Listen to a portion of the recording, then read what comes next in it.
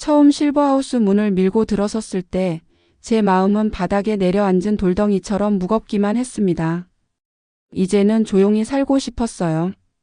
남편과의 이혼은 오래전 일이었지만 상처는 여전히 아물지 않았고 자식들도 하나같이 자기 앞가림 하겠다며 떠나버렸지요. 오랜 세월을 책임지며 살아왔는데 돌아온 건 덩그러니 남은 방 한 칸과 허전한 마음뿐이었어요. 그래, 이제는 내 인생의 자녀 분량을 차분히 접어야지. 그렇게 생각하며 이곳 문을 열었는데 현관에서부터 들려온 건 의외의 소란이었습니다. 택배는 누구 거예요? 이름이 세 글자인데 글씨가 너무 작아서 안 보여요. 내 거예요, 제 거예요, 여기요. 사람들 목소리가 왁자지껄 섞이며 서로 손을 뻗는 광경이 제 눈에 들어왔습니다. 처음엔 당황스러웠지만 그 아웅다웅하는 모습이 의외로 귀엽게 느껴졌습니다. 괜히 입꼬리가 살짝 올라가더라고요. 마음 한쪽이 풀리기도 했습니다. 사실 말씀드리자면 이 집에 오기 전까지는 사람 구경도 지겨웠습니다. 사람에게 너무 많이 기대하고 그 기대가 산산이 깨져서 결국 상처만 남았거든요. 그래서 저는 이제는 조용히 누군가에게 기대지 말고 살자 다짐하며 이곳에 온 겁니다. 그런데 이렇게 떠들썩한 소리를 들으니 묘하게도 싫지만은 않았습니다. 오랜만에 심장이 톡 하고 두드려지는 느낌이 들었지요. 그 순간 제 속마음에 이상한 말이 스쳤습니다. 아, 이런 이야기를 듣고 계신 분들도 계시겠죠? 구독과 좋아요는 영상 제작에 큰 힘이 됩니다. 혼잣말처럼 중얼거렸지만 그 말이 내 마음의 얼음을 살짝 녹여주는 것 같았습니다. 어쩌면 지금부터 펼쳐질 제 이야기가 누군가에게도 힘이 될 수 있겠다는 아주 작은 희망이 들었거든요. 프론트에 앉아있던 관리소장이 저를 보더니 반갑게 일어났습니다. 새로 오신 분이시죠? 환영합니다. 짐은 직원이 곧 올려드릴 거예요. 정중한 말투였지만 눈빛은 이미 피곤이 배어 있었습니다. 저는 고개를 끄덕이며 고맙습니다. 인사했지요. 그때 엘리베이터 앞에서 누군가가 제게 다가왔습니다. 단발머리에 눈빛이 또렷한 여성이었는데 먼저 손을 내밀며 말했습니다. 혹시 305세요? 네, 맞아요. 저는 306호 오수임이에요. 우리 옆방 이웃이네요. 그녀는 싱긋 웃더니 농담처럼 덧붙였습니다. 저는 음악을 크게 듣는 편이에요. 혹시 시끄럽더라도 융통성 있게 지내요. 여긴 원래 좀 시끌벅적해야 살 맛이 나는 집이거든요. 그 말에 저는 얼떨결에 대답했습니다. 저는 조용히 지낼게요. 그러자 그녀가 빙긋 웃으며 고개를 저었습니다. 아니에요. 조용한 게 오히려 불안해요. 여긴 늘 누군가 웃고 떠들어야 살아요. 그 말을 듣는 순간 제 마음속에 이상한 울림이 남았습니다. 내가 찾던 고요는 이곳에 없겠구나. 하지만 그 울림이 싫지만은 않았습니다. 방에 들어와 짐을 풀던 중 아래층에서 피아노 소리가 들려왔습니다. 손가락이 자꾸 미끄러져 음은 계속 틀렸지만 묘하게 사람 마음을 건드리는 소리였어요. 창문을 열고 바라보니 마당 쪽 라운지에 백발의 남자가 건반 위에 손을 얹고 있었습니다. 눈을 감고 고개를 젖힌 채였는데 음은 서툴렀지만 표정은 진지했습니다. 그 옆에서 전직 교장 선생이라는 분이 팔짱을 끼고 서 있더군요. 저분 젊었을 땐 무대 가수였대요. 정작 악보는 못 읽었는데 이제 와서 배우는 거라지요. 하루 종일 저 피아노 앞에 앉아 있어요. 교장 선생의 말투에는 비아냥이 섞여 있었지만 저는 괜히 그 남자가 응원되고 싶었습니다. 늦은 배움은 안쓰럽지만 동시에 아름답게 보였거든요. 그날 저녁 공용 식당에서 첫 식사를 하게 됐습니다. 식탁은 길었고 의자는 빼곡했어요. 사람들은 제게 이것저것 묻기 시작했습니다. 어디서 오셨어요? 남편은요? 아이들은? 저는 최대한 짧게 대답했습니다. 서울에서 왔어요. 혼자예요. 아이들은 바빠요. 그러자 한 분이 씁쓸하게 웃으며 말했습니다. 다 똑같네요. 여기 오는 사람들은 다 도망쳐 온 사람들이에요. 그러니까 숨기지 말아요. 그 말에 제 가슴이 철렁 내려앉았습니다. 내가 도망쳤다는 걸 이렇게 쉽게 말하다니. 순간 화가 치밀었지만 동시에 이상한 위로도 됐습니다. 정말 그렇잖아요. 나만 그런 게 아니구나. 우리 모두 각자 도망쳐와서 이렇게 한 지붕 아래 모여 사는 거구나. 식사가 끝나갈 무렵 저는 설거지를 도우려 주방에 들어갔습니다. 그런데 싱크대 밑장에 테이프로 붙여둔 갈색 봉투가 눈에 띄었어요. 입구가 살짝 벌어져 있어서 무심코 들여다봤는데 두툼한 현금이 들어 있었습니다. 그리고 그 옆에는 흰 종이에 단 한 줄이 적혀 있었습니다. 이 건물은 곧 넘어갑니다. 순간 손이 덜덜 떨렸습니다. 봉투를 움켜쥔 제 손끝에서 식은땀이 줄줄 흘러내렸습니다. 이게 뭐지? 장난인가? 아니면 경고인가? 생각할 틈도 없이 주방 문이 쾅 닫히는 소리가 났습니다. 돌아보니 306호 오수임 씨가 서 있었습니다. 그녀는 웃고 있었지만 눈빛은 제 손을 스치고 지나갔습니다. 뭘 그렇게 놀라요? 설거지 도우러 들어왔다더니 도망치는 줄 알았잖아요. 저는 얼떨결에 고개를 끄덕였습니다. 네, 곧 나갈게요. 그날 밤 저는 방에 돌아와 옷장 맨 위에 봉투를 숨겼습니다. 심장이 제멋대로 쿵쾅거렸습니다. 왜 하필 내가 첫날부터 이런 걸 보게 된 걸까? 창문을 열고 마당을 내려다보니 피아노 남자가 여전히 건반 앞에 앉아 있었습니다. 밤하늘 달빛이 그의 어깨에 드리워져 있었고 그 모습이 괜히 서러워 보였습니다. 옆에 있던 302호 할머니가 담요를 덮어주며 말했습니다. 이제 들어가요. 얼어 죽겠어요. 남자는 낮게 웃으며 대답했습니다. 밤이 되면 젊은 날이 돌아오는 것 같아서 그래요. 그 말을 듣고 있자니 저도 눈시울이 붉어졌습니다. 나도 그래요.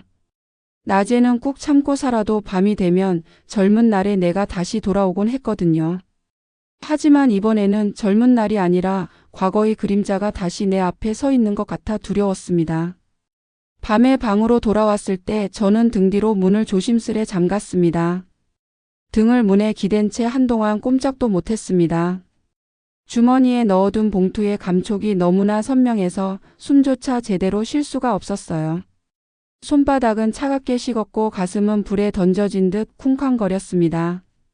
책상 위에 봉투를 올려놓고 불을 켜니 방 안이 낯설게 보였습니다. 처음 들어왔을 때는 그냥 낡은 가구와 하얀 벽, 그리고 허전한 냄새뿐이었는데 지금은 그 벽과 천장이 모두 저를 감시하는 눈처럼 느껴졌습니다. 봉투를 열자 안에는 지폐 뭉치가 두툼하게 들어 있었고 그 위에 얹힌 종이 한 장이 눈을 사로잡았습니다. 이 건물은 곧 넘어갑니다. 단 6글자였지만 제 삶 전체를 송두리째 흔드는 소리 같았습니다. 손끝이 덜덜 떨렸습니다.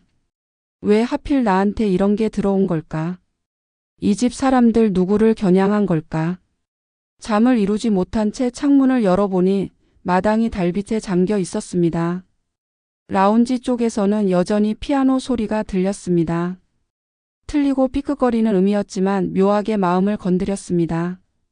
피아노 남자는 눈을 감고 천천히 건반을 누르며 낮은 목소리로 흥얼거렸습니다.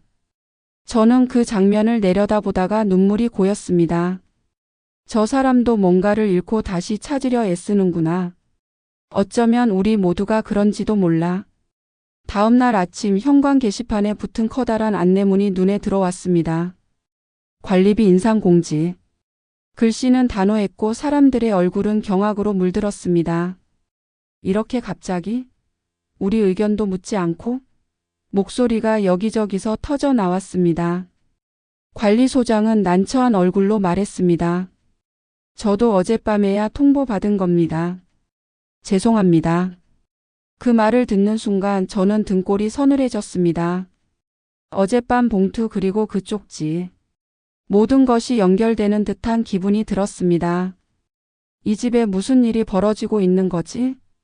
사람들이 소리치고 불평하는 와중에 306호 오수임 씨가 앞으로 나섰습니다. 그만 웅성거려요. 우리 다 같이 회의합시다. 그냥 당하고만 있을 순 없잖아요. 그녀의 목소리는 단단했고 그 순간 사람들의 시선이 그녀에게 쏠렸습니다. 저는 속으로 중얼거렸습니다.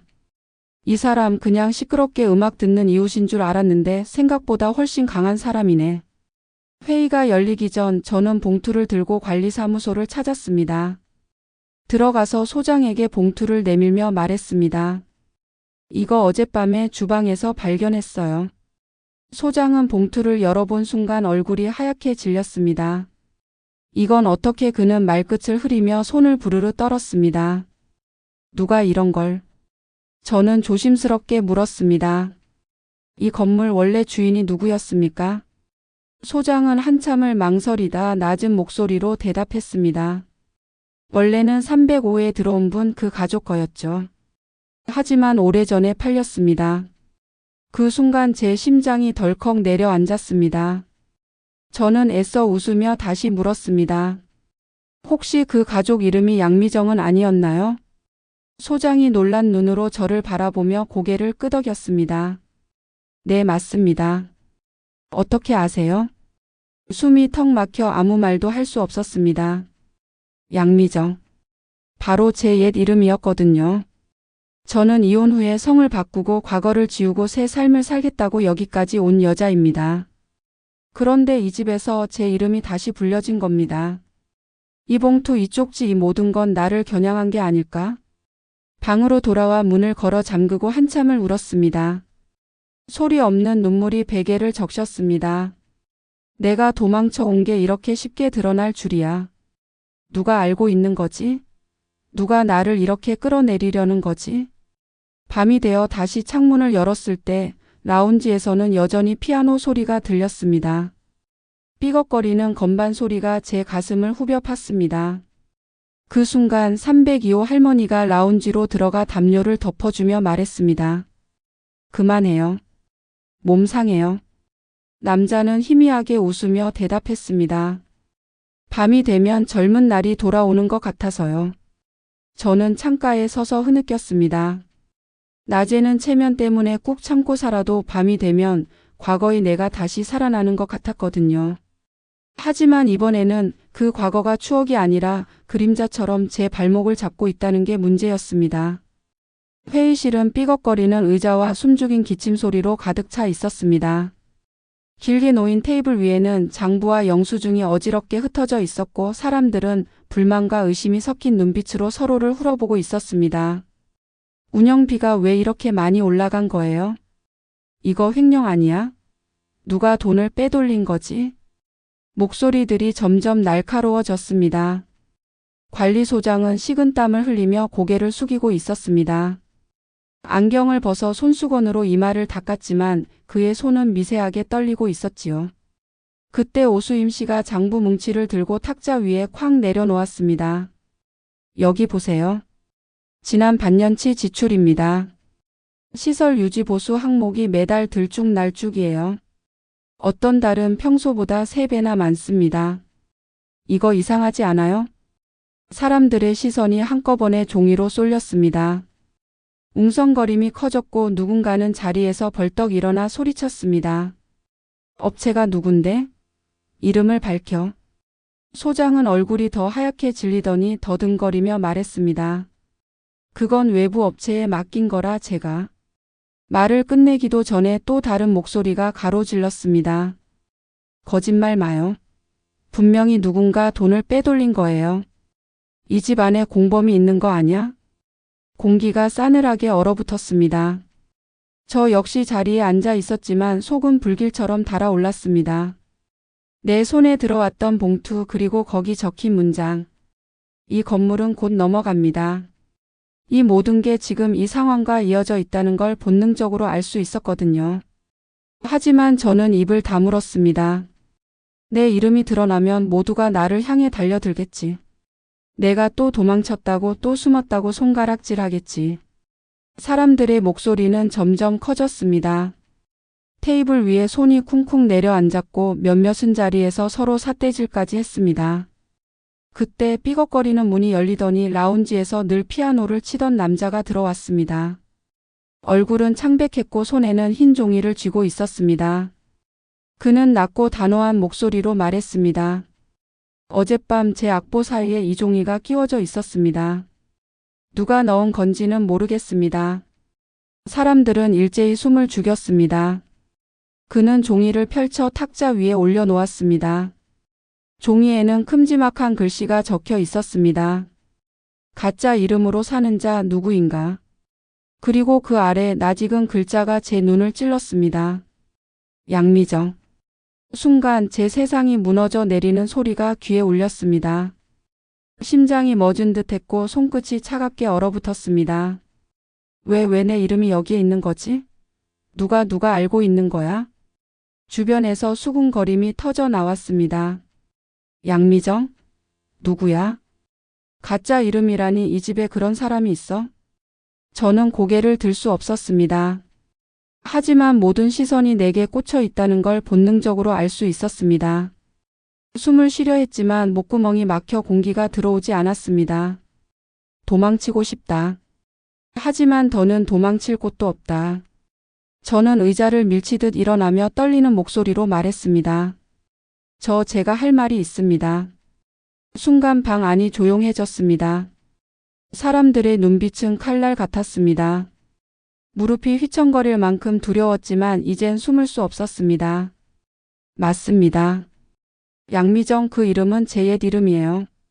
저는 오래전에 이 건물과 얽혀 있던 사람입니다. 하지만 지금의 저는 달라요. 저는 그저 이곳에서 다시 살고 싶었던 사람일 뿐이에요. 제 목소리는 떨렸고 손은 부르르 떨렸습니다. 사람들 사이에서 낮은 탄식과 비난이 동시에 터져 나왔습니다. 역시 거짓말쟁이였군. 이 집을 망친 게 저 여자 아냐? 그 순간 오수임 씨가 탁자를 두드리며 소리쳤습니다. 그만들 해요. 과거가 뭐든 지금 우리가 밝혀야 할 건 진짜 범인입니다. 이 건물을 무너뜨리려는 게 누구인지, 왜 이런 쪽지가 돌고 있는지 그게 더 중요해요. 사람들의 시선이 잠시 그녀에게 향했습니다. 하지만 공기는 여전히 날카로웠습니다. 저는 눈을 감으며 속으로 중얼거렸습니다. 이제 시작이구나. 내가 숨겨온 모든 게 드러나고 말겠구나. 사람들의 눈빛은 여전히 날카로웠습니다. 제 고백이 끝나자 회의실 공기는 한층 더 무겁게 가라앉았습니다. 누군가는 팔짱을 끼고 고개를 절레절레 저었고 누군가는 손가락질하며 소리쳤습니다. 봐요, 내가 뭘 했어. 거짓말하는 사람이 있다니까. 우릴 속이고 들어온 거잖아. 어떻게 믿어? 이러니 관리비가 새는 거지. 분명 저 여자랑 관련 있는 거야. 그 비난에 화살이 온몸에 꽂히는 것 같아 숨이 막혔습니다. 두 다리가 후들거려 의자에 앉고 싶었지만 꿋꿋이 서 있었습니다. 이번에도 도망치면 끝이다. 이제는 끝까지 버텨야 한다. 그때 오수임 씨가 앞으로 나섰습니다. 그녀의 목소리는 단호하고 흔들림이 없었습니다. 지금 중요한 건 그 사람이 과거에 어떤 이름으로 살았는지가 아니에요. 우리가 진짜 알아야 할 건 누가 우리를 조종하고 있는지예요. 봉투, 쪽지, 그리고 관리비. 이건 분명히 누군가가 의도적으로 흔드는 겁니다. 사람들은 잠시 수군거리며 서로의 얼굴을 살폈습니다. 하지만 금세 또 다른 목소리가 터져 나왔습니다. 아니, 그래도 과거가 깨끗하지 않다는 건 사실이잖아. 어떻게 믿어? 나는 못 믿겠어. 우리를 더 위험하게 만드는 건 저 여자일 수도 있어. 저는 주먹을 꼭 쥐었습니다. 억울하고 서러워 목이 메었지만 울면 더 약해 보일 것 같아 이를 악물었습니다. 그 순간 눈이 마주친 피아노 남자가 고개를 끄덕이며 작은 미소를 지었습니다. 아무 말도 하지 않았지만 그 눈빛 하나로 겨우 버틸 수 있었습니다. 회의는 결론 없이 끝났습니다. 의자들이 쾅쾅 밀리며 사람들은 흩어졌고 싸늘한 기운만이 남았습니다. 복도를 걸어 방으로 돌아오는데 속에서 울음이 치밀어 올라왔습니다. 방에 들어서자마자 저는 그대로 바닥에 주저앉아 울었습니다. 베개를 끌어안고 흐느끼다 문득 깨달았습니다. 아무도 믿지 말자. 나 혼자 버텨야 한다. 하지만 곧 또 다른 생각이 들었습니다. 아니야. 이번엔 도망치지 않겠다고 했잖아. 끝까지 지켜보자. 누가 이 집을 흔들고 있는지 반드시 알아내자. 며칠 동안 실버하우스는 겉보기에 평온했지만 안에서는 균열이 점점 깊어졌습니다. 마주칠 때마다 사람들의 눈빛에는 의심이 배어 있었고 작은 말 한마디에도 과민하게 반응했습니다. 정원에서 누군가 꽃을 꺾어갔다는 사소한 일로도 큰 다툼이 벌어졌습니다. 밤마다 들려오는 소리도 달라졌습니다. 예전에는 누군가 웃고 떠드는 소리였는데 요즘은 고함과 울음, 욕설이 뒤섞여 있었습니다. 자식에게 버림받은 노부부는 밤마다 서로를 원망하며 싸웠고 전직 교장은 술에 취해 소리치며 복도를 배회했습니다. 그 소리가 벽을 타고 제 방까지 울려 퍼졌습니다. 베개를 뒤집어 쓰고도 막을 수 없는 그 소리에 눈물이 흘러내렸습니다. 이 집은 조용할 틈이 없구나. 하지만 이 시끌벅적함이 묘하게 내 숨을 붙들어 주는구나.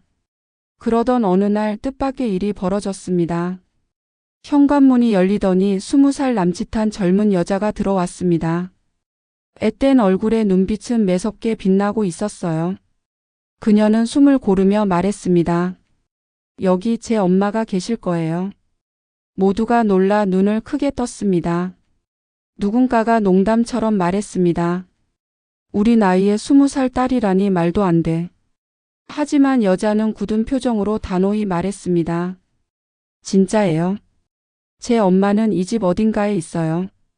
그리고는 주저하지 않고 곧장 라운지로 걸어갔습니다. 그곳에서 피아노 남자 옆에 늘 앉아있던 302호 할머니 앞에 멈춰 섰습니다. 젊은 여자는 눈물이 그렁그렁 맺힌 채 외쳤습니다. 엄마 왜 나 버렸어요? 순간 실버하우스 전체가 얼어붙은 듯 조용해졌습니다. 302호 할머니의 얼굴이 하얗게 질리더니 입술이 부르르 떨렸습니다. 나 할머니는 말을 잇지 못한 채 의자에 주저앉아 버렸습니다. 젊은 여자는 울음을 터뜨리며 바닥에 주저앉았습니다. 사람들은 웅성거리며 그 장면을 지켜봤습니다. 진짜 딸이래. 그럼 지금까지 다 숨긴 거야? 수군거림이 파도처럼 번졌습니다. 저는 가슴이 철렁 내려앉았습니다. 역시 이 집엔 다들 비밀을 숨기고 있구나. 순간 제 과거가 덜 외롭게 느껴졌습니다. 나만 가짜로 살아온 게 아니라 이곳 사람들 모두가 뭔가를 감추고 있었습니다. 밤이 깊어지자 저는 창문에 기대 앉아 다시 봉투를 꺼냈습니다. 손끝에 닿는 지폐의 감촉 그리고 그 차가운 문장. 이 건물은 곧 넘어갑니다. 그 문장이 점점 더 현실처럼 다가왔습니다. 어쩌면 이미 모든 게 정해져 있는지도 모른다는 생각이 들었습니다. 하지만 저는 더 이상 도망치고 싶지 않았습니다. 이번에는 끝까지 버티자. 누가 이 집을 망치려는 건지 반드시 밝혀내자. 그렇게 속으로 다짐했습니다. 302호 할머니와 젊은 여자의 충격적인 대면 이후 실버하우스의 공기는 더 이상 예전과 같지 않았습니다. 그날 이후로 사람들은 서로의 얼굴을 똑바로 바라보지 않았습니다. 누가 어떤 비밀을 숨기고 있을지 몰랐기 때문이지요. 식당에서 마주 앉아도 대화는 짧고 날카로웠습니다. 소금 좀 건네줄래요? 본인이 가져다 쓰세요. 사소한 말에도 신경질적인 반응이 튀어나왔습니다. 웃음소리는 사라졌고 대신 낮은 한숨과 불평이 공기를 메웠습니다. 어느 날 아침 게시판에 또 다른 종이가 붙어 있었습니다. 누가 붙였는지 알 수 없었고 글씨체는 봉투 속 문장과 똑같았습니다. 이 집에는 도둑이 있다. 사람들은 모여들어 웅성거렸습니다. 봐, 내가 뭘 했어. 분명 누가 돈을 빼돌린 거야. 혹시 너 아니야? 요즘 새 옷 입고 다니던데? 뭐라는 거야? 나는 연금으로만 버티는 사람이야. 서로를 향한 의심은 3시간의 불길처럼 번져갔습니다. 괜히 웃기만 해도 괜히 혼자 방에서 전화만 해도 모두가 수군거렸습니다. 저는 벽에 붙은 그 글귀를 보는 순간 온몸에 소름이 돋았습니다. 봉투, 쪽지 그리고 이 글씨체 모두 같은 사람이 한 짓이야. 그런데 왜 자꾸 우리를 갈라놓으려는 걸까?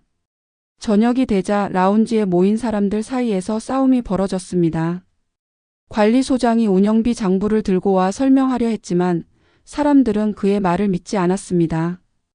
당신이 다 해먹은 거잖아. 맞아, 외부 업체 핑계 대면서 주머니 불린 거 아니야? 소장은 두 손을 흔들며 저도 피해자입니다. 라고 외쳤습니다.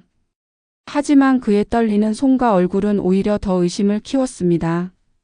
누군가는 물컵을 던졌고 유리잔이 바닥에 깨져 산산조각이 났습니다. 저는 두려움에 몸을 웅크리며 사람들을 바라봤습니다. 그 순간 문득 머릿속에 스쳤습니다. 이 모든 혼란이 누군가 의도적으로 만들어낸 건 아닐까? 밤에 방으로 돌아오니 문 앞에 또 다른 봉투가 놓여 있었습니다. 저는 온몸이 굳은 채 봉투를 집어들었습니다. 안에는 오래된 사진이 한 장 들어 있었습니다. 사진 속에는 젊은 시절의 제가 있었습니다. 남편과 두 아이와 함께 웃고 있던 모습. 그런데 사진 뒷면에는 빨간 펜으로 글씨가 휘갈겨져 있었습니다. 숨는다고 사라지지 않는다. 손이 덜덜 떨렸습니다. 사진을 떨어뜨릴 뻔했어요. 대체 누가 내 과거를 이렇게 집요하게 파헤치는 거야? 방 안으로 들어가 문을 잠그고 이불 속에 몸을 웅크린 채 한참을 울었습니다. 마치 벽 너머에서 누군가가 나를 지켜보고 있는 것 같아 밤새 불을 끄지 못했습니다. 다음 날 회의가 다시 열렸습니다. 관리소장이 떨리는 목소리로 말했습니다. 확인해 본 결과 시설유지보수 업체의 대표 이름이 황기찬이었습니다. 순간 회의실은 술렁거렸습니다. 사람들은 서로 얼굴을 바라보며 웅성거렸습니다. 제 심장은 미친 듯이 뛰었습니다. 황기찬, 결국 그 이름이 나오는구나. 그는 제 과거와 얽힌 이름이었습니다. 남편의 형제, 내 인생을 송두리째 무너뜨린 사람. 누군가는 소리쳤습니다. 황기찬이라니, 그 사람이 왜 여기서 나와? 그럼 이 모든 게 다 그 사람 짓이야? 저는 손끝이 차갑게 얼어붙는 걸 느꼈습니다. 가슴 속에서 오래 묻어둔 두려움이 살아나 도망치고 싶었지만 더 이상 도망칠 수 없었습니다. 회의가 끝난 뒤 사람들은 더 불안해졌습니다. 누군가는 방을 잠그고 나오지 않았고 누군가는 짐을 싸기 시작했습니다. 복도에는 짐 보따리가 하나둘 늘어갔습니다. 차라리 다른 데로 가자. 여기선 못 살겠어. 울먹이는 목소리가 복도에 메아리 쳤습니다. 밤이 되자 다시 피아노 소리가 들려왔습니다. 하지만 이번엔 예전보다 훨씬 더 불안한 리듬이었습니다. 음이 자꾸 튀고 건반 소리는 공허하게 울렸습니다. 라운지 불빛 아래서 남자의 어깨는 축 늘어져 있었고 302호 할머니는 멀리서 그를 지켜보기만 했습니다. 저는 창가에 서서 그 모습을 보며 속삭였습니다. 이 집은 이제 무너지는 걸까? 아니면 아직 기회가 남아있는 걸까? 며칠 동안 실버하우스는 말 그대로 폭풍 속에 휘말린 듯 했습니다. 사람들이 복도에서 마주칠 때마다 얼굴은 굳어 있었고 작은 말에도 신경질적으로 대응했습니다.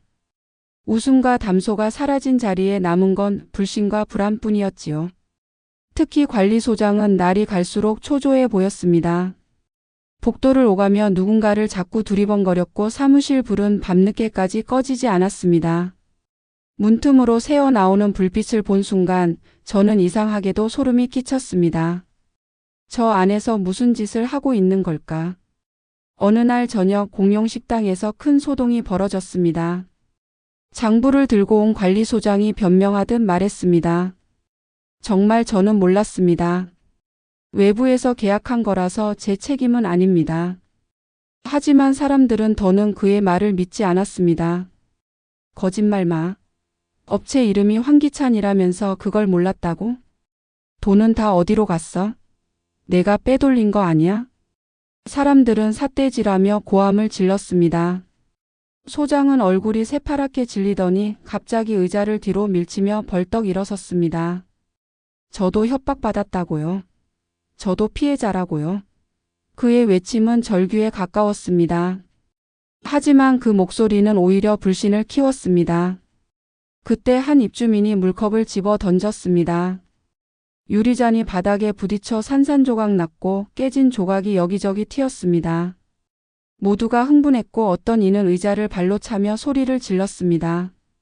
이제 끝장이야. 우릴 다 속이고 있었던 거잖아. 식당은 순식간에 난장판이 되었습니다. 저는 자리에서 벌떡 일어나 외쳤습니다. 그만해요. 이렇게 싸우다간 우리 다 망가져요. 제 목소리가 공간을 울렸지만 아무도 듣지 않았습니다. 사람들의 분노는 이미 한계를 넘어섰고 그 불길은 점점 더 커져갔습니다. 그 혼란 속에서 갑자기 한 노인이 의자에서 쓰러졌습니다. 모두가 놀라 달려갔지만 노인은 이미 의식을 잃은 상태였습니다. 누군가 급히 119에 전화를 걸었고 몇 분 뒤 구급차가 도착했습니다. 사이런 소리가 점점 가까워지자 사람들의 얼굴은 공포로 얼어붙었습니다. 저는 구급대원들이 노인을 들것에 실어 나가는 모습을 보며 눈물이 차올랐습니다. 우리가 이렇게 서로를 갉아먹는 동안 결국 누군가 목숨까지 잃을 수도 있겠구나. 그 생각이 가슴을 깊이 파고들었습니다. 그날 밤 복도는 이상할 정도로 조용했습니다. 사람들은 방에 틀어박혀 나오지 않았고 마치 모두가 숨죽여 무언가를 기다리는 듯 했습니다. 저는 방 안에 앉아 봉투와 사진을 꺼내놓고 한참을 바라봤습니다. 숨는다고 사라지지 않는다. 이 건물은 곧 넘어갑니다. 두 문장이 제 눈앞에서 겹쳐지며 도무지 사라지지 않았습니다. 이건 단순한 경고가 아니야. 분명 누군가가 계획적으로 우리를 흔들고 있어. 창문을 열어보니 라운지 불빛이 어둡게 깜박이고 있었습니다.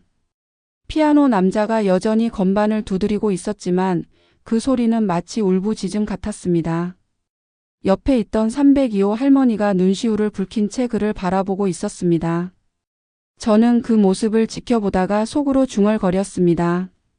이 집은 무너질지도 몰라. 하지만 나는 도망치지 않겠다. 끝까지 지켜보고 진실을 밝혀내고 말 거야. 다음 날 아침 식당 문 앞에 사람들이 모여 웅성거리고 있었습니다. 저는 무슨 일인가 싶어 다가갔습니다. 벽에 종이 한 장이 붙어 있었어요. 어제와 똑같은 필체였습니다. 이 집에는 배신자가 있다. 짧은 문장이었지만 그 6글자가 회칼처럼 공기를 갈랐습니다. 사람들의 얼굴은 굳어졌고 서로를 향한 의심이 다시금 치솟았습니다. 누군가는 고개를 흔들며 중얼거렸습니다. 어제는 도둑이라더니 오늘은 배신자래. 이게 다 무슨 뜻이야? 혹시 우리 중 누가 황기찬이랑 내통하고 있는 거 아니야? 분명 내부에 공범이 있어. 사람들의 시선이 이쪽 저쪽으로 튀며 불안하게 흔들렸습니다. 저도 그 글씨체를 보는 순간 등골이 싸늘해졌습니다. 맞아, 봉투도 사진도 다 같은 필체였어. 누군가 우리 모두를 서로 의심하게 만들고 있어. 그날 오후 복도에서 관리소장과 오수임 씨가 언성을 높이는 소리가 들렸습니다. 당신 뭘 숨기고 있는 거예요? 저야말로 묻고 싶네요. 매번 종이 붙을 때마다 어디 있었는지 말해봐요. 사람들이 몰려들어 둘을 둘러싸자 관리소장은 땀을 흘리며 변명했습니다. 정말 몰라요. 저도 피해자라니까요. 하지만 사람들은 그의 말을 믿지 않았습니다.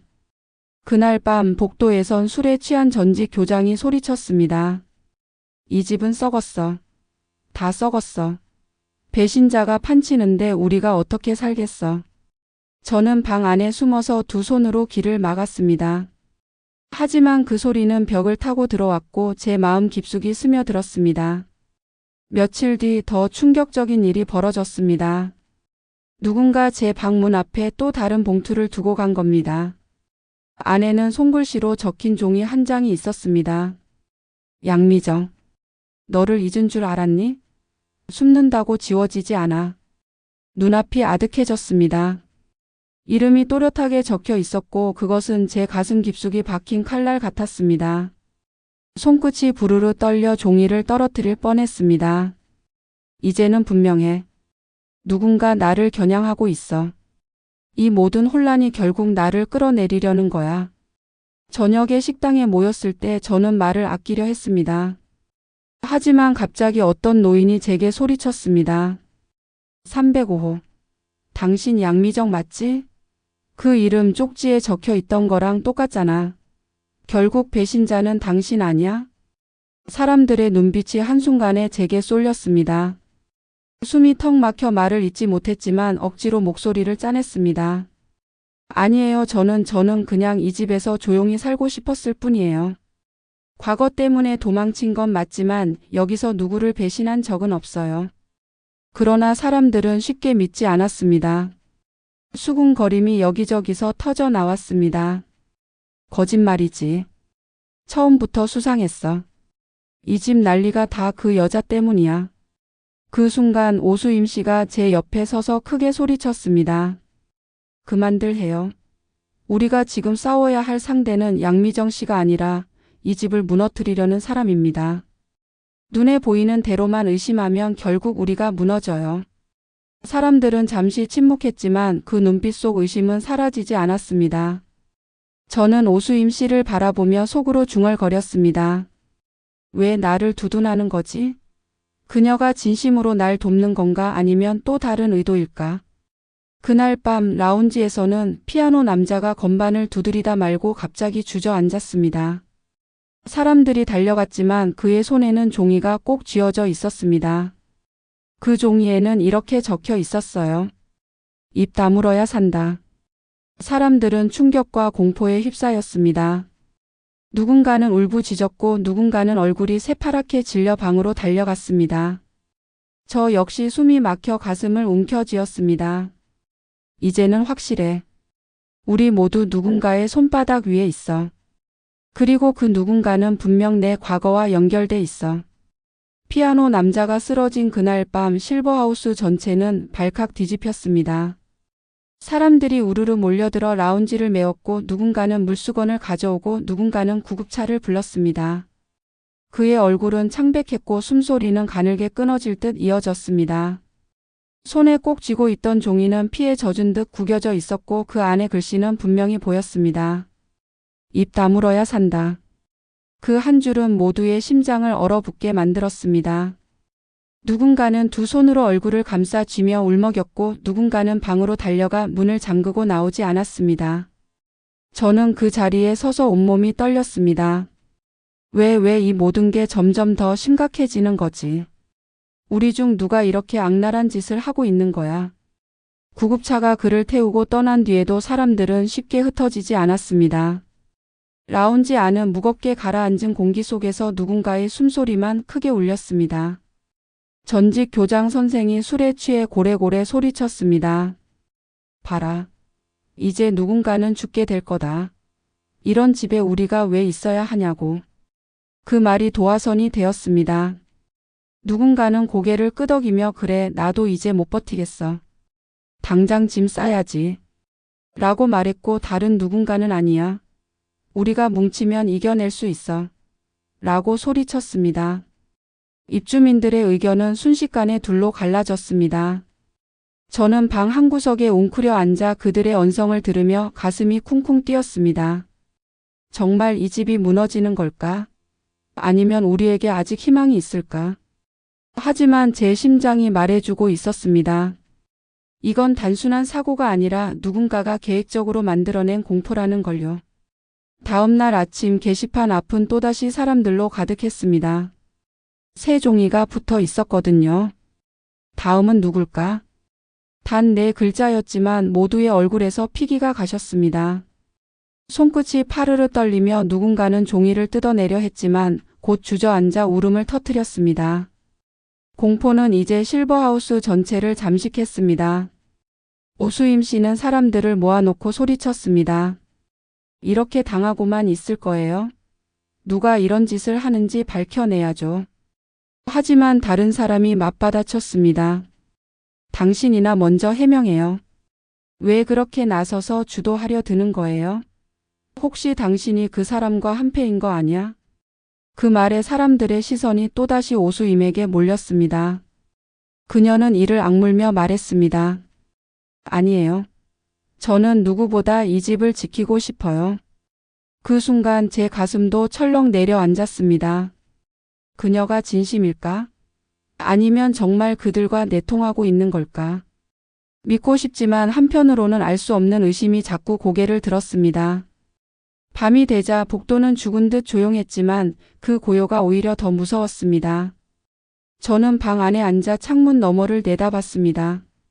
어둠 속 라운지에는 아무도 없었고 피아노 위에는 덮어둔 천이 씌워져 있었습니다. 그 모습을 보는 순간 어제 그 남자가 바닥에 쓰러졌던 장면이 떠올라 가슴이 먹먹해졌습니다. 그때 문틈으로 종이 한 장이 밀려 들어왔습니다. 저는 심장이 덜컥 내려앉아 그대로 얼어붙었습니다. 손을 떨며 종이를 집어들자 낯익은 글씨가 눈에 들어왔습니다. 양미정, 넌 다음일 수도 있다. 숨이 턱 막혔습니다. 온몸에서 식은땀이 흘렀습니다. 누군가 방 바로 앞까지 와서 이 종이를 넣고 간 겁니다. 방 안에 혼자 있다는 사실이 갑자기 너무 무섭게 다가왔습니다. 저는 이불 속에 몸을 파묻고 밤새 불을 끄지 못한 채 떨며 앉아 있었습니다. 다음 날 아침 복도에는 팽팽한 긴장감이 감돌았습니다. 문틈마다 어두운 그림자가 깔려 있었고 마주치는 눈빛은 모두 서로를 겨누는 화살 같았습니다. 밤사이 제 방 앞에 밀려들어온 쪽지의 문구 넌 다음일 수도 있다는 말이 머릿속에서 떠나지 않았습니다. 발자국 소리 하나에도 심장이 덜컥 내려앉았습니다. 식당에 들어서자 사람들이 이미 모여 있었습니다. 공기에는 날카로운 기운이 감돌았고 평소보다 목소리 톤도 높았습니다. 전직 교장이 숟가락을 탁 내려놓으며 말했습니다. 봐요. 이 집은 이미 누군가 소나기에 들어간 거야. 우린 언제든 쫓겨날 수 있어. 그러자 누군가는 대꾸했습니다. 아니야, 아직은 기회가 있어. 우리가 뭉치면 막을 수 있어. 믿을 수 있겠어? 바로 옆방 사람도 믿지 못하는데? 서로의 목소리가 엉켜 날카로운 파편처럼 튀어나왔습니다. 저는 숟가락을 잡은 채로 손이 덜덜 떨렸습니다. 모두가 서로를 의심하고 있어. 그리고 그 중심에 내가 끌려 들어가고 있잖아. 그때 누군가 갑자기 저를 향해 소리쳤습니다. 양미정, 당신이야말로 여기 와서 계속 문제만 일으켰잖아. 봉투도 쪽지도 다 당신이랑 관련 있는 거 아니야? 사람들의 시선이 다시 한번 제게 몰렸습니다. 숨이 막혀 아무 말도 못했지만 이대로 가만히 있으면 더는 버틸 수 없었습니다. 저는 의자를 밀치며 자리에서 일어나 외쳤습니다. 아니에요. 저도 똑같이 피해자예요. 제 방 앞에도 쪽지가 놓였다고요. 저를 노리는 게 분명해요. 사람들이 웅성거렸습니다. 그중 몇몇은 눈빛이 흔들렸지만 여전히 날카로운 목소리도 있었습니다. 그런데 왜 매번 당신 이름만 나와? 맞아, 이상하잖아. 저는 입술을 깨물며 두려움과 억울함을 참았습니다. 그 순간 오수임 씨가 크게 소리쳤습니다. 그만하세요. 지금 우리가 의심해야 할 건 양미정 씨가 아니에요. 우리 안에 숨어 있는 다른 누군가일 수도 있잖아요. 사람들은 잠시 침묵했지만 불씨는 쉽게 사라지지 않았습니다. 회의실은 곧 폭발 직전의 공기 속에서 끝나버렸습니다. 그날 밤 저는 도저히 잠들 수 없었습니다. 창밖을 보니 복도를 스치는 그림자가 보였습니다. 인기척을 따라 문틈으로 엿보자 관리소장이 서류 뭉치를 들고 황급히 사무실로 들어가는 모습이 보였습니다. 그의 얼굴은 창백했고 손은 떨리고 있었습니다. 무슨 비밀을 숨기고 있는 걸까? 다음 날 아침 오수임 씨가 사람들을 불러 모았습니다. 그녀의 눈빛은 단호했습니다. 제가 알아봤어요. 관리비가 빠져나간 업체 그 대표가 황기찬이라는 사람이에요. 아시죠? 예전에 이 건물과 얽혀 있던 이름. 사람들이 술렁였습니다. 그 이름은 이미 공포의 대명사처럼 우리 사이에서 떠돌고 있었거든요. 그럼 진짜 이 건물을 노리고 있는 게 황기찬이란 말이야? 우린 다 속고 있었던 거네. 공포와 분노가 동시에 폭발했습니다. 어떤 이는 의자를 밀치며 소리를 질렀습니다. 그럼 소장은 뭐야? 분명 그와 한패였던 거잖아. 사람들은 관리소장을 붙잡고 흔들었고 그는 울먹이며 외쳤습니다. 저도 협박받은 거예요. 가족이 위협당했어요. 저 혼자만의 잘못이 아니에요. 하지만 그의 변명은 누구도 믿지 않았습니다. 사람들의 얼굴은 분노로 붉어졌고 누군가는 주먹을 휘두르려 했습니다. 저는 용기를 내어 소리쳤습니다. 그만하세요. 지금은 싸울 때가 아니에요. 우리끼리 갈라서면 결국 다 무너져요. 진짜 범인은 저 밖에 있다고요. 하지만 그 순간 어떤 여성이 제게 손가락질하며 외쳤습니다. 아니야. 당신이 환기찬하고 얽혀 있는 거 아니야? 과거도 숨겼잖아. 어쩌면 당신이 우리를 팔아넘기려는 걸 수도 있잖아. 공기는 싸늘하게 얼어붙었습니다. 사람들의 눈빛이 다시 제게 꽂혔습니다.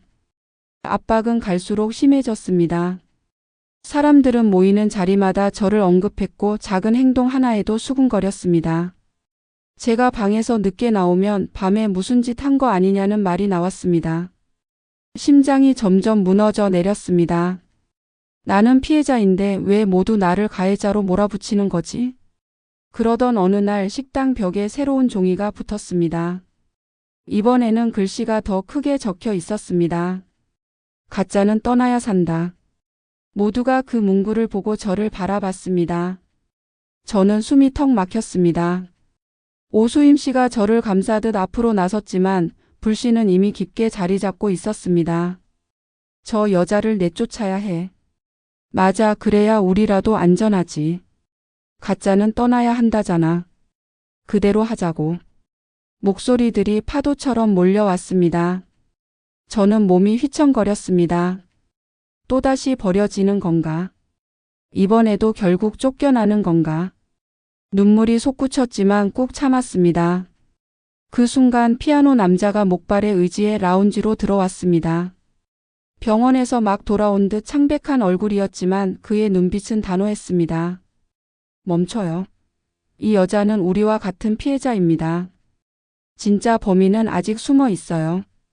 우리를 갈라치기 하는 게 목적이라고요. 그의 목소리에 방 안이 잠시 조용해졌습니다. 사람들은 눈빛을 주고받으며 갈등했습니다. 저는 눈물이 왈칵 터졌습니다. 누군가는 아직 나를 믿어주는구나. 하지만 곧 누군가가 차갑게 말했습니다. 그럼 증거를 보여줘요. 누가 진짜 범인인지 밝혀야 우리도 믿지. 공기는 여전히 살얼음판 위에 있었습니다. 피아노 남자가 병원에서 돌아온 뒤부터 라운지의 밤 공기는 조금 달라졌어요. 그는 오래 앉아있지 못했지만 건반 위에 손을 올리는 순간만큼은 표정이 환해졌습니다. 틀린 음이 있어도 괜찮았고 박자가 늘어져도 누구도 뭐라 하지 않았어요. 그 어설픔마저 우리 마음의 금간 부분을 덮어주는 반창고 같았거든요. 저는 밤이면 몰래 라운지 문틈으로 그를 지켜보곤 했습니다. 눈을 감고 건반을 더듬는 손끝이 떨릴 때면 가슴 한쪽이 아릿해졌어요. 저 사람도 나처럼 아직 배우는 중이구나. 살아가는 법을, 견디는 법을, 다시 믿는 법을. 어느 날 늦은 저녁 그는 조용히 제 옆에 앉았습니다. 걷는 게 조금 수월해졌어요.